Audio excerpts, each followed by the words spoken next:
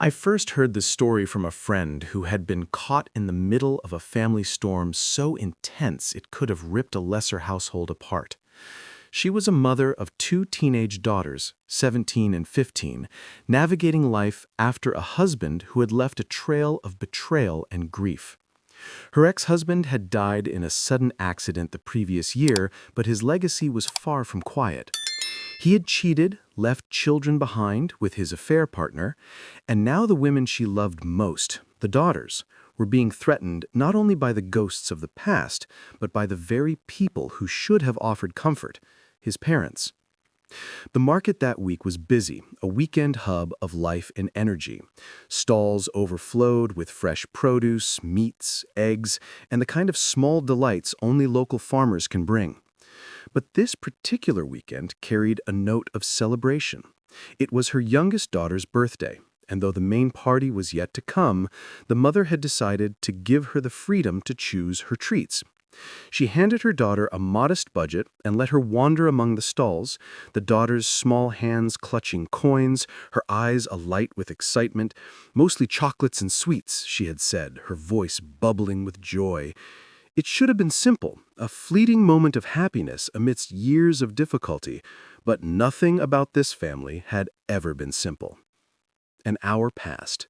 The mother's calm patience began to crack, worry gnawing at her edges. Her daughter hadn't called yet, and the crowd had swallowed her up. Just as she reached for her phone, it rang. Her youngest daughter's voice, shaking and tearful, filtered through. "Mom, these women, they've cornered me. I don't know what to do." The urgency in her tone pulled her into action. She grabbed her eldest daughter, and together they sprinted through the market, weaving past bustling stalls, the smells and sounds of the place blurring into a background hum of tension and fear. When they reached her, the scene was worse than she could have imagined. 6 older women had surrounded the girl, their faces tight with judgment, voices sharp with accusation. They berated her for refusing to spend time with her paternal grandparents, for choosing to be a good big sister to the orphaned boys her father had left behind through his affair. The daughters had discovered the painful truth themselves, the affair, the children, the betrayal, and were working with a therapist to process the trauma. The women, unaware or uncaring, dismissed the pain and trauma, calling the girls unchristian for standing up for themselves, for protecting their own hearts from further abuse. The mother's fury was immediate. She placed a protective hand on her youngest, whispering instructions to the eldest to pay for the items her sister had chosen and to take her safely to the car. Then she turned to face the women, her voice cutting through the commotion, unwavering. Some of the women she recognized from the church her ex-in-laws attended, others were strangers. They spoke of obedience, Christian duty, and marital respect as if she had failed not only her ex-husband, but the very ideals they revered. She met them with the sharp truth, refusing to bow to their accusations or let them intimidate her. The shouting escalated, a chaotic wave that drew the attention of passers-by and market officials. Finally, they were asked to leave. The mother gathered her daughters and retreated to the safety of their car, her youngest trembling, the eldest alert and protective. As she started the engine, the women lingered momentarily like vultures before dispersing. The market, once a simple place of life and community, had transformed into a stage for confrontation, a reminder of the harsh realities that shattered this family. That night, after the daughters were in bed, she recounted the events to a trusted church member online. It was then she discovered the broader machinations at play. Her ex-mother-in-law had posted a sprawling tale on Facebook, painting the daughters and their mother as cruel, ungrateful, and responsible for leaving the elderly grandparents destitute. The narrative ignored the inheritance and the children of the affair who now lived with distant relatives. The story was crafted for sympathy, drawing support from the more extreme church members while vilifying the mother and her daughters. The audacity of the lies ignited something in her, a resolve not born of vengeance but of justice. The next day, she began the painstaking process of gathering evidence: photographs, text messages, emails, and other documentation of betrayal, harassment, and bullying. Every piece would serve as a shield, a record of the truth that she could present to the world. What began as a simple birthday outing had spiraled into a moment of revelation, a test of resilience and the unwavering bond between a mother and her daughters. The morning after that chaotic day at the market, I watched her as she moved with a purpose I had rarely seen. There was no panic now, only a cold, deliberate focus. She had gathered every scrap of proof she could find: texts, emails, photos, everything that exposed her ex-husband's betrayal and the complicity of his parents. From the way she carefully laid them out on the dining table, I could tell this wasn't just about anger. This was about reclaiming control, about setting the record straight and protecting her daughters from further harm. Her hands moved deftly, sorting through piles of messages with precision, as if each document had its own place in the story she was about to tell the world. I could see the strain of sleepless nights etched into her face, but also the unshakable determination behind her eyes. She spoke little, only murmuring to herself occasionally, but the energy in the room was palpable. It was the energy of a plan forming, quietly but relentlessly, like a storm gathering on the horizon. She decided to have the materials printed in high-quality paper, each page a testament to the truth she had lived with for too long. The photos of her ex-husband and his affair partner, their faces unmistakable in betrayal, were the first she placed in the printer tray. The texts between him and the other woman, the ones showing his manipulation and secrecy, followed, along with the messages from his parents defending him and bullying her daughters. The irony wasn't lost on her. Those who had claimed moral superiority had actively participated in the deception and abuse. Hours passed as she worked, methodically crafting binders that looked innocent to the untrained eye. They resembled the hymn booklets found in church pews, small, orderly, and seemingly benign. Yet inside each one was a story the church had never been told, a truth that would pierce through the lies so carefully woven by her ex-in-laws. She even added personal touches, the kind that would make the binders unmistakably hers, yet still disguised as ordinary church material. Her mind was relentless. She thought about the reaction these binders would provoke, the disruption they could cause, and yet she remained calm, measured, focused. When the binders were finally complete, she took a moment to sit back and look at them. Each one held the weight of months of deception, of insults endured by her daughters, of the family chaos her ex and his parents had unleashed. She placed them carefully in her car, imagining the moment they would be discovered at the church, imagining the whispers, the shock, the disbelief. But she was not thinking of revenge for the sake of cruelty. She was thinking of justice, of revealing the truth so that the abuse could no longer be hidden behind the false image of righteousness. Later that day, she arrived at the church before service, her car carrying the weight of her carefully arranged binders. She walked through the familiar hallways with a quiet confidence, setting the binders at the desk at the back, where hymn books were usually kept for those who had forgotten their own. It was subtle, almost invisible, but every inch of that action was deliberate. She knew the books would be picked up, glanced at, and in time, opened. She had no need to be present for the moment of discovery. Her work was in place, ready to speak louder than any confrontation she could have staged. I watched her from the corner, noting how steady she was, the controlled expression masking the fire within. The binders were more than paper. They were a shield, a voice for her daughters, a record of the truth. As the church began to fill with worshipers, the ordinary rhythm of Sunday service went on, unaware that in the shadows of the pews, a quiet reckoning had been set in motion. Her heart beat steadily, the adrenaline of the plan giving way to a slow, simmering satisfaction. For the first time in months, I saw the weight of helplessness lift from her shoulders, replaced by the quiet power of a woman reclaiming agency over her life. I could sense the change even from where I stood. The other members of the congregation, oblivious, were moving toward the desk, picking up the binders, curious. What they would find, I knew, would challenge everything they had assumed about this family, about morality, and about the perfect image the ex-in-laws had projected. And her daughters? Though unaware of the binders yet, they were safe, shielded from further manipulation, with a plan in motion that would make it nearly impossible for anyone to harm them without exposure. As the service continued, I could see the subtle shift in her posture, a mixture of relief and anticipation.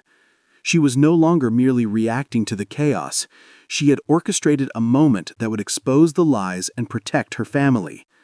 The binders were a weapon, but not a weapon of vengeance. They were a weapon of truth, and she wielded them with the precision of someone who had endured far too much. That day, watching her act with such deliberate focus, I realized something. She had transformed.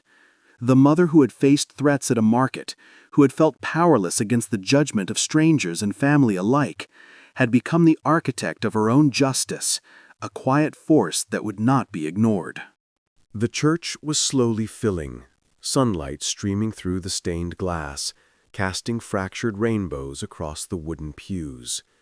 From where I stood near the back, I could see her moving with quiet confidence, slipping the binders onto the desk where hymn books were kept. Each binder seemed innocuous at first glance, blending seamlessly with the others, but I knew better.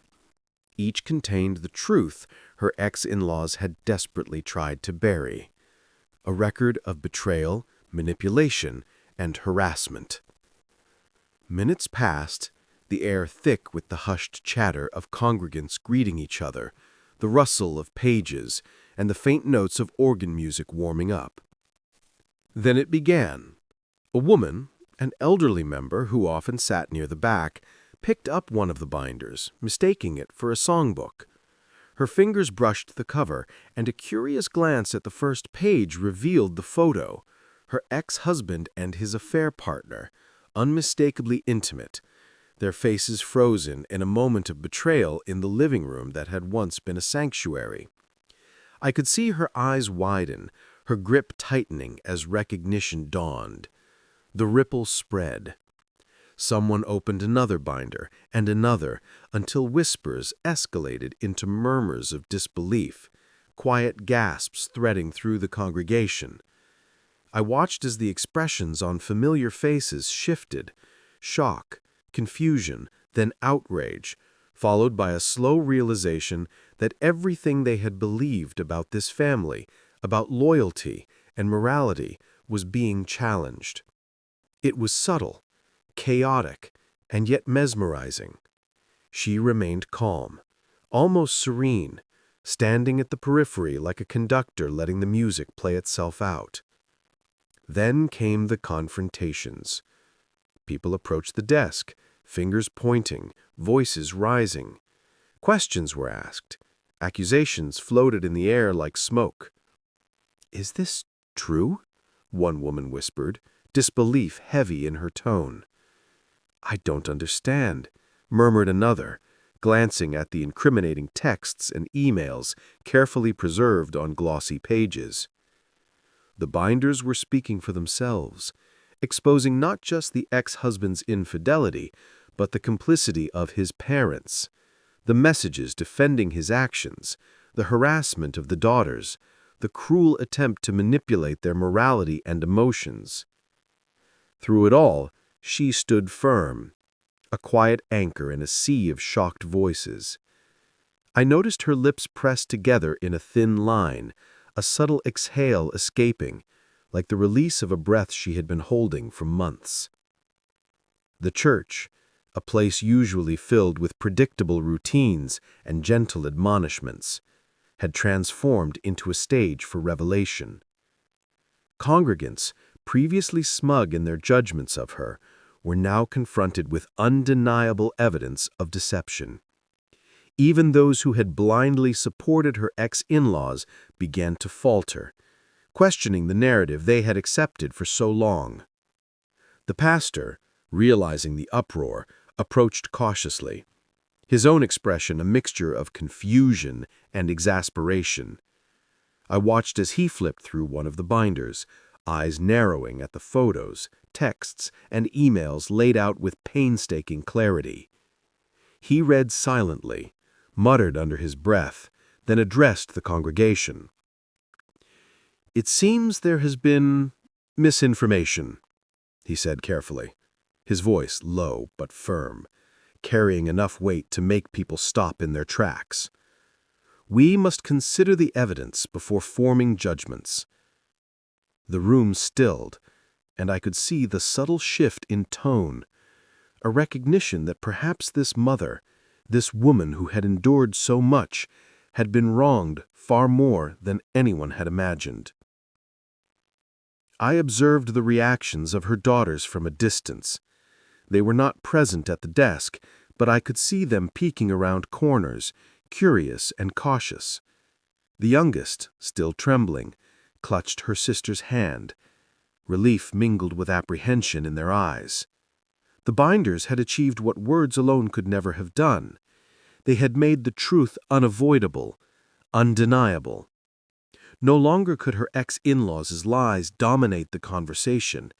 The daughter's innocence and suffering had been validated in the most public and undeniable way possible. As the congregation gradually absorbed the revelations, a sense of order returned, though the echoes of shock lingered. People whispered, some apologized quietly, others shook their heads in disbelief, the moral hierarchy they had clung to now unsettled. She moved quietly among the pews, observing, calculating, letting the moment solidify. I could see a subtle smile touch her lips, though not triumphantly. It was the smile of someone who had finally set the scales closer to balance. By the end of the service, the binders had been discovered by nearly everyone who mattered. The whispers, the small conversations, the acknowledgement of truth, they were the fruits of hours of painstaking work. Her daughters had been protected, the ex-in-laws' manipulations exposed, and a narrative long controlled by deception finally challenged. Watching her from the back, I realized she had not just reclaimed a measure of control, she had redefined the story entirely, using patience, strategy, and unwavering resolve to turn a place of judgment into a platform for justice. The days that followed the Sunday service unfolded like a carefully scripted drama, though no script had existed until she had taken matters into her own hands. From the moment the binders were discovered, the whispers and murmurs had escalated into something larger, a quiet, relentless ripple of judgment and awakening. Congregants who had once judged her daughters harshly, who had praised the ex-in-laws as paragons of morality, now wrestled with the undeniable evidence laid bare before them. The church, which had been a fortress for righteousness in their minds, had become a stage of revelation and reckoning. I watched from a distance as the subtle shifts in alliances and sympathies took place. People who had been vocally critical of her, who had whispered that her daughters were cruel or ungrateful, began to retract their words, cautiously approaching her, or her daughters with tentative apologies. She accepted them with a calm grace, the kind that comes from knowing you have done everything in your power to protect those you love. There was no gloating, no malicious satisfaction, only the quiet, unwavering awareness that justice had been served in its own peculiar, measured way. Then came the ripple she had anticipated but could not entirely predict, the reaction of her ex-in-laws. I was not present for the initial confrontation, but reports trickled in, and I could see the narrative forming in my mind like a slow-moving storm. They had been shamed publicly, their duplicity and cruelty made unmistakably clear to the very community that had once lauded them. For a church steeped in strict moral codes, especially regarding fidelity, this was an unforgivable revelation. Friends and peers approached them with hushed conversations, questioning their integrity and their role in perpetuating lies and harassment. The ex-mother-in-law's posts on social media, once full of manipulation and false grief, now faced scrutiny. People who had blindly supported her began to reconsider. Comments that had praised her and vilified the daughters and their mother turned quiet, some apologetic, others filled with disbelief at the extent of the deception. She had created a situation where the truth could not be ignored, and the church, which had been a place of judgment, now acted as an instrument of accountability. Weeks later, letters began arriving. Small envelopes, each meticulously addressed, carrying the weight of acknowledgement and remorse. Congregants who had been critical of the daughters, some of whom had been vocal in private conversations, sent letters expressing regret for their judgment, for their silence, and for the assumptions they had made without evidence. Some included invitations for further support, hesitant but genuine attempts to make amends. I could see the subtle relief in her posture as she opened each envelope, her fingers brushing the paper as if confirming that the recognition of truth was real, tangible. Her daughters, too, received their own small measures of justice and acknowledgement. Letters and notes addressed to them expressed regret over the harassment and bullying they had endured, both from their peers and from the ex-in-laws' attempts to manipulate their morality.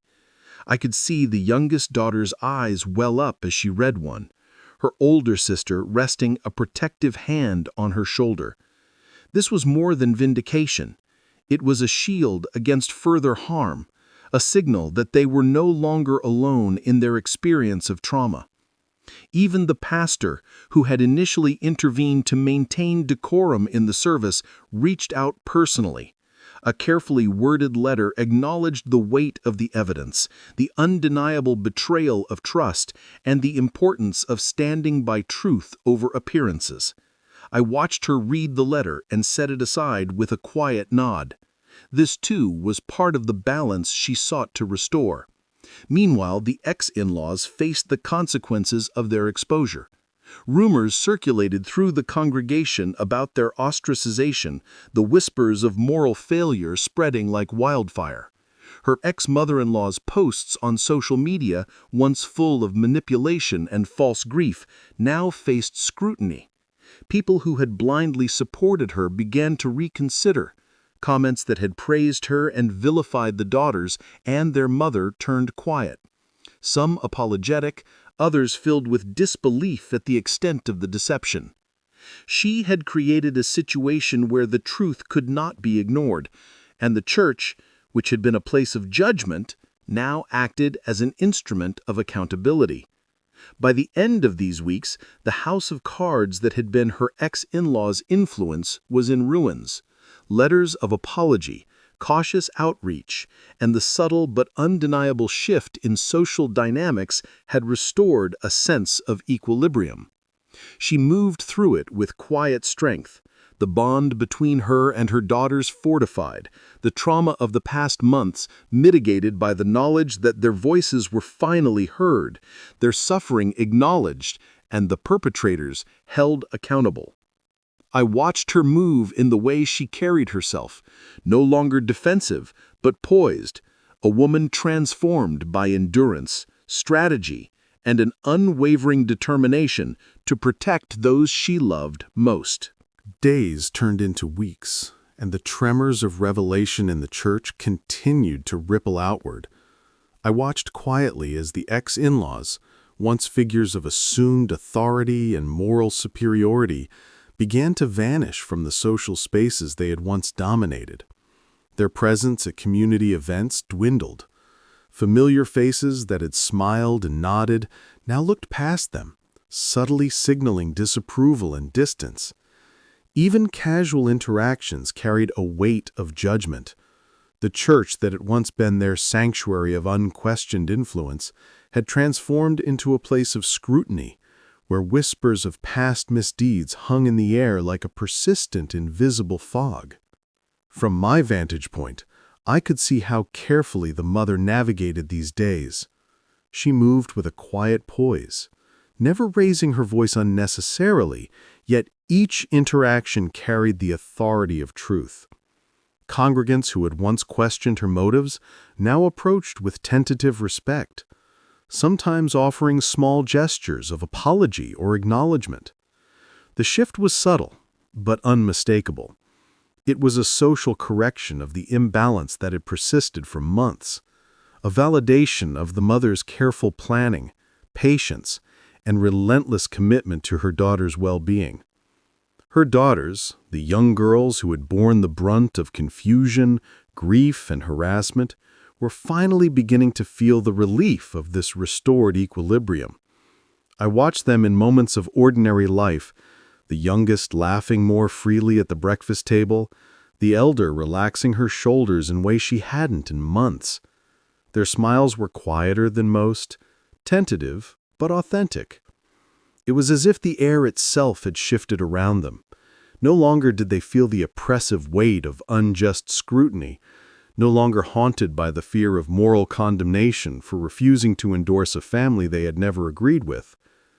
The mother took deliberate steps to fortify this newfound sense of security. She reinforced routines that nurtured normalcy, home-cooked meals, shared walks, quiet evenings with books and stories. She spent time listening to her daughter's reflections, validating their feelings, and affirming their choices. Each conversation was a subtle reassurance, a gentle stitch in the fabric of trust and love that had frayed under the strain of betrayal and loss. I could see her sense of purpose radiating in these interactions, a quiet power that required no spectacle, only presence and unwavering consistency. Meanwhile, the ex-in-laws faced the inevitable consequences of their social fall from grace. Their attempts to reclaim authority or sympathy were met with polite indifference at first, and eventually, outright resistance. Invitations to events dwindled, and when they did appear, the conversations were clipped, eyes avoided, and once familiar neighbors and friends held themselves at a careful distance. It was a landscape of quiet isolation, a social ecosystem recalibrating itself after the truth had been revealed. The mother had not needed to confront them aggressively. She had simply ensured the evidence spoke louder than any argument, letting the weight of their actions determine the outcome. The church, for all its complexity and occasional rigidity, began to reflect a subtle transformation. Those who had been vocal in their criticism now spoke cautiously, mindful of the tangible evidence of wrongdoing. Conversations that had once framed the daughters as wayward or ungrateful shifted in tone, acknowledging the unfairness they had endured. I observed how these small shifts, though seeming minor, accumulated into a broader atmosphere of respect and recognition, a testament to the mother's strategic patience and moral clarity. One afternoon, as the sunlight fell softly across the living room, I watched her sit with her daughters reviewing a binder of letters and apologies. Each note was a tangible acknowledgement of past wrongs, and she encouraged her daughters to read them aloud. There was laughter between tears, quiet nods of understanding, and even moments of candid incredulity at how thoroughly the truth had reshaped their social environment. These were the quiet victories, the validation that had been painstakingly earned, piece by piece, with patience and unwavering resolve. It was in these moments, watching her navigate the aftermath, that the true scope of her efforts became clear. She had not only protected her daughters, but she had also restored their agency, allowed them to reclaim their narrative, and established boundaries that could not be ignored. Every smile, every sigh of relief, every small gesture of joy was a testament to her meticulous planning and unyielding focus on justice tempered with care. I could see, as I observed from a distance, how family healing was not sudden or dramatic. It was incremental, deliberate, and profoundly human. By the time evening settled in, a sense of calm prevailed in their household. The daughters, once wary and anxious, now moved with tentative confidence. The mother, ever vigilant but no longer besieged, allowed herself a brief pause, a quiet exhale that carried months of tension, strategy, and emotional labor. Through patience, evidence, and unwavering love, she had crafted a sanctuary where her family could begin to heal, a place where truth, accountability, and care converged into a fragile but resilient sense of security. And from my place in the shadows, observing it all, I understood that this was more than just a personal victory. It was a demonstration of the quiet, unstoppable power of courage, clarity, and unwavering maternal devotion. The final chapter of this quiet saga unfolded not with fireworks or shouting, but with the subtle, undeniable weight of justice firmly in place. By this time, the ex-in-law's presence in the church had dwindled to near invisibility. Their attempts to rally support had fizzled against the unwavering documentation that had exposed their complicity and manipulation.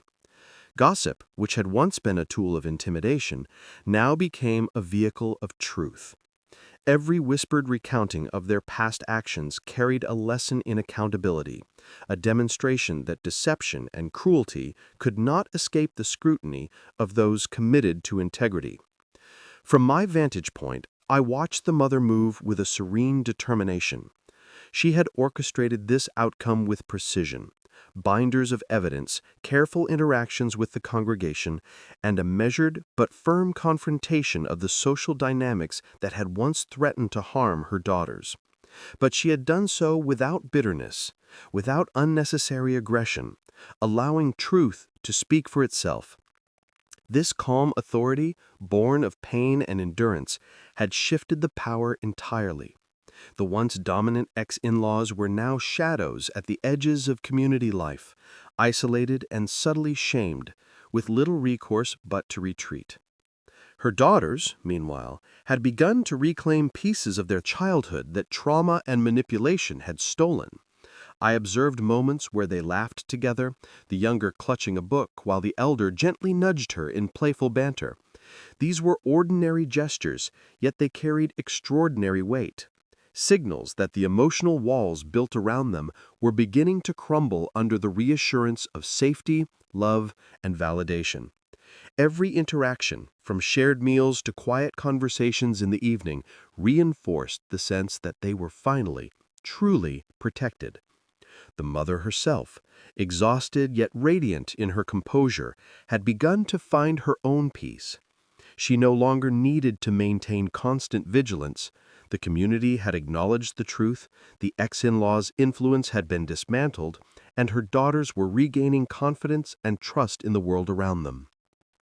There was a quiet grace in the way she moved through her home, tending to small domestic rituals that had once felt mundane, but now felt restorative. She had achieved a balance between vigilance and freedom, a space where her daughters could grow without fear and where she could take a moment to breathe without anticipating the next confrontation. One afternoon, a letter arrived, addressed to her daughters. Its sender was a church member who had previously been vocal in judgment. The words were heartfelt: apologies for past assumptions, acknowledgement of harm caused, and a promise to support them moving forward. The daughters read the letter together, sharing smiles and gentle laughter, their faces brightened with relief and validation. It was a symbolic closure, a tangible acknowledgement that their perspective mattered and that their mother's unwavering defense had been recognized. Even the ex-in-law's attempts at social redemption fell flat. Invitations to events were declined politely. Friends who had once aligned with them now refrained from engagement, and any attempts to re-enter the community were met with polite indifference, the silent rebuke of collective awareness. Their moral authority, which they had wielded so confidently, had been stripped away, leaving them isolated and impotent. The mother had not needed to confront them directly. Her strategy of truth and evidence had ensured that their downfall was both public and undeniable. In these moments, I saw the profound power of measured, deliberate action in the face of injustice. She had protected her daughters, secured their emotional and social well-being, and restored a sense of agency that had been under threat. But beyond this practical success, there was an emotional closure that could not be quantified. The ability for her and her daughters to move forward without the constant shadow of judgment, manipulation, and betrayal. They had reclaimed their narrative, their dignity, and most importantly, each other. Evenings became peaceful, punctuated by small family rituals that had once seemed ordinary. Preparing meals together, discussing school and friends, sharing small victories of daily life. Each day I could see the bonds strengthening, the trauma slowly receding into memory rather than living presence. And in the mother's quiet glances, I sensed a deep personal satisfaction, not of revenge, but of justice realized and protection achieved. The story, once fraught with betrayal, harassment, and social manipulation, had reached a resolution that was subtle yet absolute. The ex-in-law's credibility was shattered, the daughters were safe and emotionally supported, and the mother had emerged as the unwavering anchor of her family. From my perspective, as an observer of this intricate human drama, the lesson was clear. Courage, patience, and the strategic use of truth could dismantle even the most entrenched power structures, restore justice, and offer the profound healing that ordinary life often fails to deliver. In the quiet of the evening, I watched them together, mother and daughters, a family knit not just by blood, but by resilience, love, and the unyielding pursuit of what was right. The storm had passed, leaving in its wake a calm clarity, a testament to the enduring strength of those who fight for truth and for the well-being of those they hold dear.